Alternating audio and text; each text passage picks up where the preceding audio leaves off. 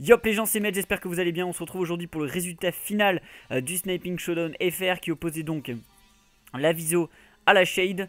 Donc c'était une finale qui était relativement attendue au vu du tableau. Donc on a eu en plus de la chance au niveau du tirage que la Viso soit d'un côté du tableau et la Shade soit d'un autre côté du tableau. Sinon elles se seraient rencontrées avant et ça aurait peut-être été un petit peu plus triste, même s'il y avait des grosses équipes qui pouvaient barrer la route à la Shade et à la Viso, que ce soit la ADLM ou la VH. Je pense que c'était quand même les deux prétendants les plus forts pour tenir tête à la Viso ou à la Shade de chaque côté du tableau. Bon, il y avait d'autres grosses équipes, je vais pas toutes les citer.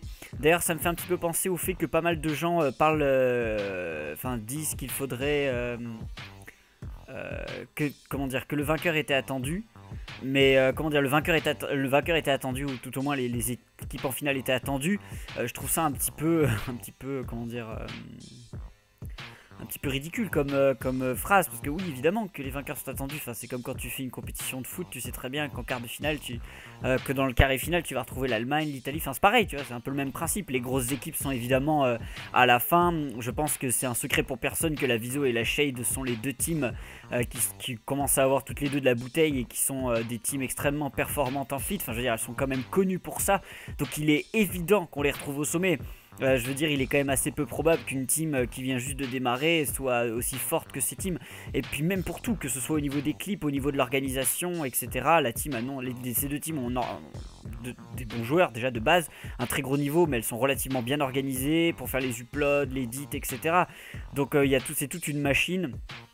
Plus l'historique des teams que tu le veuilles ou non, c'est une motivation supplémentaire. Tu sais que t'es Viso, tu sais que t'es Shade, enfin je veux dire, t'as envie de montrer ce que tu vaux, etc. Donc c'est normal de les retrouver en finale. C'est quand même peu probable qu'une toute petite team se retrouve, passe beaucoup de tours. Enfin, c'est normal, tout simplement. Ce sera par exemple moins le cas peut-être quand il y aura plus d'équipes, genre le double d'équipes. Là, il y aura peut-être plus des surprises, mais il est quand même très probable que les surprises se retrouvent en bas de tableau, c'est-à-dire dans les 32e, dans les 16e de finale, contre deux teams qui sont à peu près du même niveau, mais il y a certaines teams qui sont intouchables. Faut bien, c'est pas vraiment un jeu de chance.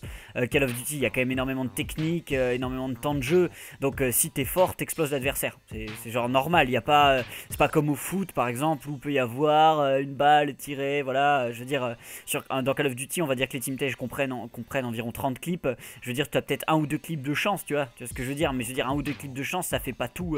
Le reste, c'est surtout d'avoir des gros joueurs. Donc les grosses équipes battent les petites équipes, c'est juste normal, et il n'y a pas de souci à ce niveau-là. Donc après, quel est l'intérêt d'organiser une compétition? Bah, c'est pour le plaisir, parce que bon, après, sur un malentendu, sur une semaine vraiment de ouf, tu peux peut-être taper quelqu'un qui est un peu plus fort que toi.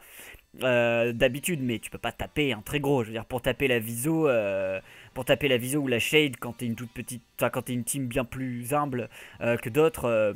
On va prendre un exemple très simple. On va prendre ma team qui est quand même un bon exemple. On va prendre la KT. La KT ne pourra jamais taper la Shade ou la Viso. Je veux dire, même si on avait toute la chance du monde, c'est très peu probable de taper ces deux teams en seulement 2 semaines. Voilà, donc brève introduction, je me mets un petit peu à parler, tout ça, c'est pour le plaisir. Donc, j'ai regardé un petit peu ces deux team Tage, donc de manière un petit peu plus assidue, parce que là j'avais du temps, etc. Bon, c'est pas parfait, etc.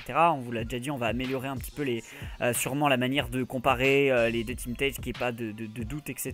La plupart des gens donnaient sur cette upload, sur ce battle, la Viso vainqueur.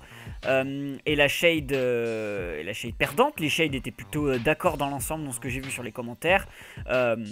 Alors moi j'ai revu les deux réponses et je les trouve déjà excellentes. Les deux réponses sont excellentes, mais je les trouve... En fait, ça se joue vraiment sur des détails. Parce que là, je trouve que sur ce gros battle, il y a beaucoup de choses qui sont similaires. Les deux teams jouent sur des points différents et elles ont toutes les deux des clips extraordinaires. De très bonnes choses. Donc c'était... je pense que n'importe qui regarde aurait dit que la Viso était vainqueur.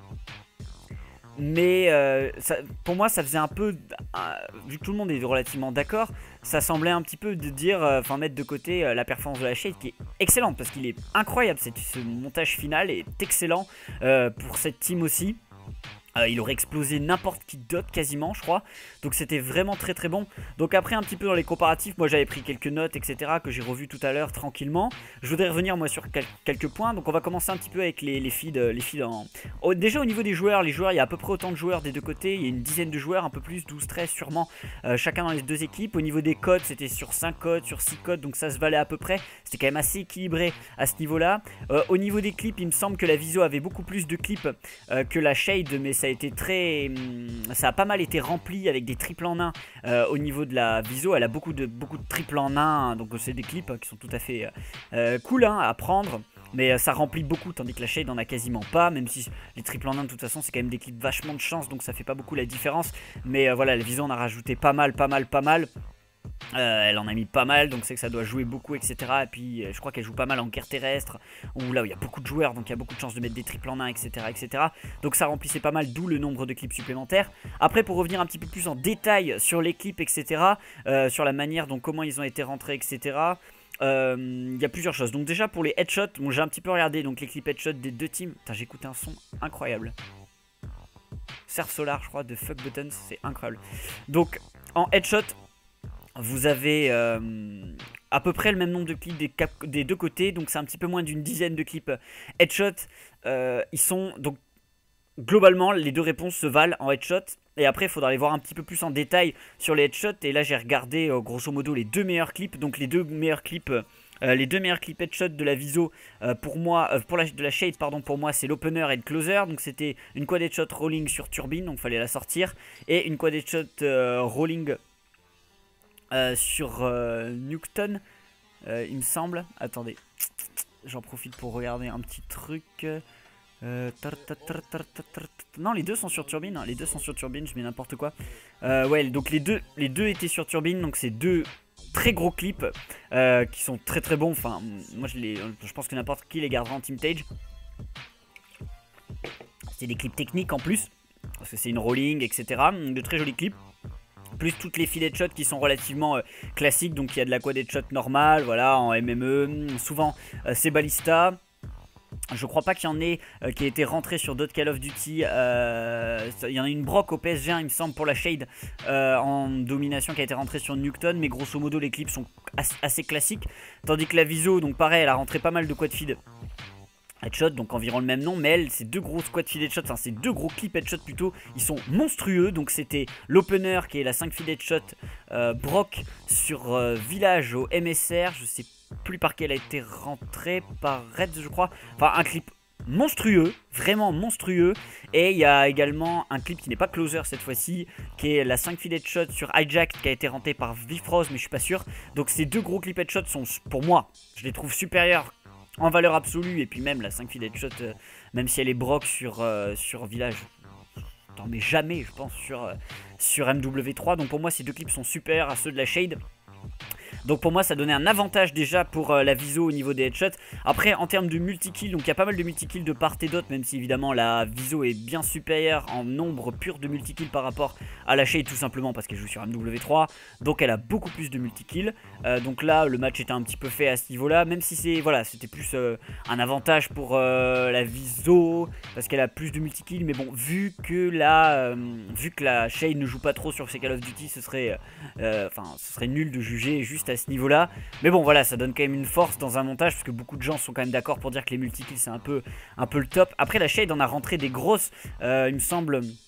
Elle en a rentré des pas mal du tout sur MW3. Je crois qu'il y a une 5 main multi, je crois qu'il y a une 6 multi aussi pour la Shade. Donc il y a quand même des bonnes multi, même s'il y en a beaucoup moins, moitié moins, voire un tiers, voire 2 tiers de moins que la Viso. Donc c'était pas mal. Et après on rentre un peu sur les clips en plus, donc les 3 en 1 je passe dessus, on s'en fout. Il y a des clips assez techniques comme des full insta swap, je crois qu'il y en a juste pour la Shade, il n'y en a pas pour la Viso. Donc ça donnait un petit avantage à la Shade au niveau de la variété des réponses. Et après, pour revenir un peu sur les clips classiques, donc c'est-à-dire de la 5 feed OS, tac, je relance ça. Donc pour revenir un petit peu donc sur de la 5 feed OS, la 5 feed OS pareil, ça se valait à peu près, il y avait autant de 5 feed des deux côtés. Donc j'ai coté les 5 OS et les 5 main multi il me semble. Donc il y en a à peu près, voilà, c'est à peu près à peu près égales. Après, c'est un peu la manière de rentrer les clips qui a été différente. Moi, de ce que j'en ai vu, par exemple, je trouvais que ça se valait un peu, si vous voulez, parce que la shade, je trouve que c'était ces deux plus grosses, enfin, ces deux plus belles feeds pour moi. C'était la 5OS L96A1 qui était rentrée sur Nuketown, il me semble, et puis il y avait également une 5, il y avait une same game encore sur Black Ops 1 au PSG1 avec une énorme rolling qui se termine par une 5 FeedOS un peu plus tard dans la game au PSG1, donc magnifique clip. Et pour la viso, les deux gros clips, c'était la 5 FeedOS Rolling MSR sur Interchange qui était énorme. Et puis évidemment la 5 feed Headshot de Vifrost qui est à la fois Headshot et donc qui est une 5 FeedOS. Donc ça se valait, parce que déjà Black Ops 1, pour rentrer des clips sur Black Ops 1, fallait y aller. Donc bravo à la Shade, parce que les clips Shade sur Black Ops 1 sont meilleurs pour moi que ceux de la viso. La viso a des meilleurs clips sur MW3. Après on peut pas vraiment comparer le nombre de clips, etc. Parce que voilà, la viso a beaucoup de clips sur MW3, la Shade en a moins que elle en aurait si on devait les comparer par sur MW3. Si on faisait un battle Black Ops 1 MW3. Donc voilà, c'était relativement équivalent. Donc finalement, les deux réponses sont très bonnes. La différence, elle se fait surtout comme ça dans les détails, sur un peu les catégories de clips et sur la manière de les rentrer. Il faut dire que la viso a fait le taf, la Shade aussi a fait le taf. Les clips sont énormes des deux côtés, mais les bangers sont supérieurs, je pense, parce que la viso, elle a son opener qui est incroyable, son banger aussi qui est une quad en 1 à l'intervention. Voilà, tout est dit. L'opener de la Shade et le closer de la Shade sont pour moi inférieurs. Donc c'était la quad headshot rolling sur Turbulent MME en headshot. Et l'opener c'était une multi-kill avec une 3 en 1 je crois. Intervention il me semble sur Terminal. Donc les clips sont moins bons à ce niveau là. Voilà. C'était difficile de juger parce que les deux teams sont très fortes. Mais je pense qu'il y avait quand même un léger avantage pour la viso. C'était quand même très serré. Plus qu'on ne pourrait le penser. C'était un très beau match, mais pour moi la viso voilà, elle a été supérieure pour un peu tout ce que je vous ai dit. Voilà. Après c'est difficile parce que je pense qu'on peut prendre chaque chose et dire que voilà, ça c'est vrai, mais on peut voir la chose de telle ou telle manière. Donc voilà, moi je suis juge, je vois ça comme ça. Je pense que les autres juges voient ça de manière différente.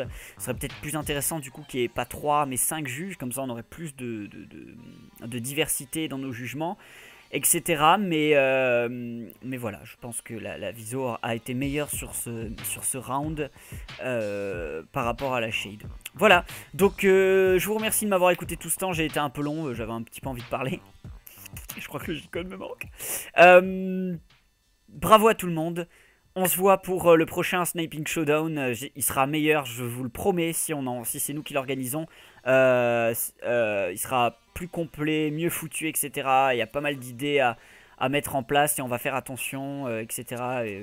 Pour que ça se passe beaucoup mieux. Tout simplement. Voilà, j'espère que ça vous aura plu, que ma réponse vous aura plu, même si elle n'est pas excellente, même si vous avez tous vos avis, etc. J'espère que certains vont retrouver des arguments ou des remarques qu'ils ont pu se faire eux-mêmes. Et puis voilà, je vous dis à la prochaine fois, fidez bien, profitez bien de vos vacances. Et puis à la prochaine. Tchuss.